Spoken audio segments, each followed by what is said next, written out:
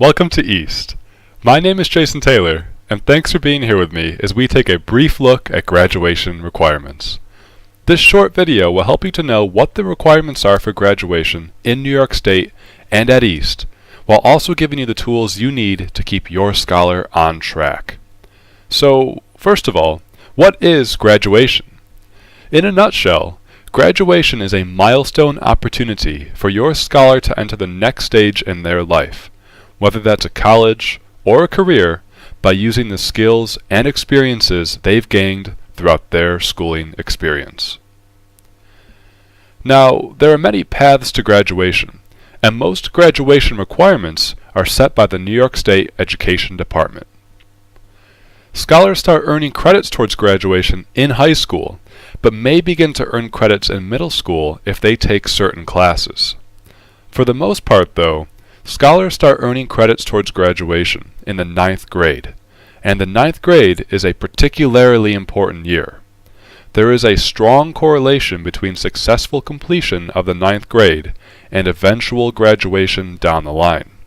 So if your scholar is in the 9th grade, or is entering it soon, it is a particularly important time to pay attention to your scholar's performance. Thankfully, there are many ways you can do that here at East. You can talk to your scholar's school counselor, teachers, administrator, social worker, or the parent liaison, like myself, in order to help your scholar succeed. Now, just like how there are multiple paths to graduation, there are multiple types of diplomas. We'll spend the most time talking about the most common means of graduation, and that's achieving the Regents Diploma. However, there is also the Regents Diploma with honors, which your scholar can achieve if they score 90% or higher on all of the Regents exams. And then there are various local and special education diplomas that you can ask your scholar's school counselor about. We'll also talk briefly about the Regents Diploma with Advanced Designation. Now let's jump into talking about the specific requirements for graduating with a Regents Diploma. On your screen is a somewhat intimidating chart, but don't worry, we'll break it down. As you can see, in order for your scholar to graduate, he or she needs to earn 22 credits and pass 5 Regents exams. And here at East, we like to encourage every scholar to aim for at least an 80% on their GPA and exams, so that they'll have the highest likelihood of success going off to their college or careers. So this chart shows a sample trajectory or path of what your scholar's course schedule may look like in their 9th through 12th grade years. Your scholar's schedule may look different, and that's fine.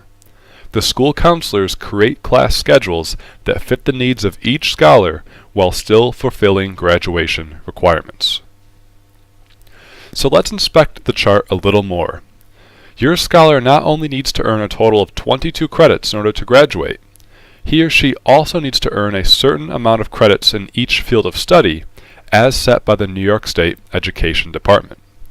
For example, your scholar needs 4 credits of English in order to graduate, and each English class counts as 1 credit. Therefore, on the standard track, your scholar will need to take an English class in all 4 years of high school. If we look at math, your scholar needs 3 credits in order to graduate, and that means they will have room in their schedule, usually their senior year, to take another math course, such as pre-calculus or calculus, which could count as elective credits, or they could take a course in an entirely different field of study. Lastly, let's take a look at art or music and foreign language.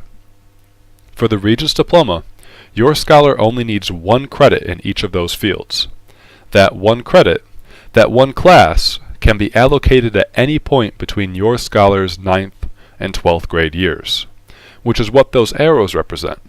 Your scholar may take their art or music credit in 9th grade, or they can take it in 10th, 11th, or 12th. So if you take only one thing from this video, just remember that your scholar needs to earn 22 credits and pass 5 Regents exams in order to graduate with their Regents Diploma. They can do it, and we are here to help. Now, here's a look at the Regents Diploma with Advanced Designation. I want to talk to you about this type of diploma just to make a comparison between the Regents Diploma and the Advanced Designation. As you can see, your scholar would still need to achieve 22 credits. However, there are two slight changes in the graduation requirements. First of all, your scholar would need to pass 8 Regents exams, as opposed to 5. Secondly, your scholar's credit allocations would be slightly changed. As you can see, your scholar would need to take 3 foreign language credits, as opposed to 1 for the Regents Diploma, which means they wouldn't need as many elective credits. So, the Regents Diploma with Advanced Designation is a great conversation starter with your scholar. If they're on track for the Regents Diploma, it would be great to encourage them to take that little extra push in order to graduate with Advanced Designation. So, graduation again is this milestone opportunity for your scholar to begin the next stage in their life, whether that's off to college or starting a career. No matter which one it is, both employers and college admissions teams are looking for certain skills and abilities in your scholar. In general, employers are looking for experience, cultural competency and emotional intelligence, the ability to work in a team, technical competency, and your scholar's GPA may be a factor. Colleges, however, are looking for academic merit, involvement in extracurricular activities, the ability to work in a team, reading and writing competency, and your scholar's GPA and SAT and ACT scores will be a factor. So again, these are great things to have conversations with your scholar about, not only to see how they're doing academically, but also socially and with their extracurriculars, just to make sure they have the best chance possible for success in college or their careers. Thankfully, there are a number of different things you can do to help keep your scholar on track. You can talk about post-high school plans and graduation with your scholar. It is never too soon to start doing that. A great way to start that conversation is to go over graduation requirements with your scholar, just like we've been talking about in this video. You can also stay up to date with your scholar's performance, and you can do that by talking to your scholar's school counselor, teachers, and the principal. Or you can utilize information technology, such as Parent Connect and the RCSD Link app. Both of those resources exist so you can stay up to date with your scholar's performance, and I'm always available to help you access those resources as needed. Lastly, here are all of the upper and lower school counselors at East. It's a great idea to get to know your scholar's counselor if you don't already, and to have a conversation with them, just to make sure your scholar is on the best track possible for graduating and walking across that stage at the end of their high school journey. Well, that's it. I hope you learned about graduation requirements at East and how you can support your scholar. Remember, we believe all scholars are capable of success, so stay connected to the number of different support systems that we have here at East. For more information, be sure to check out the parent web pages on the East website. My name is Jason Taylor, and I'm the Parent Liaison. Don't hesitate to reach out if you have any questions.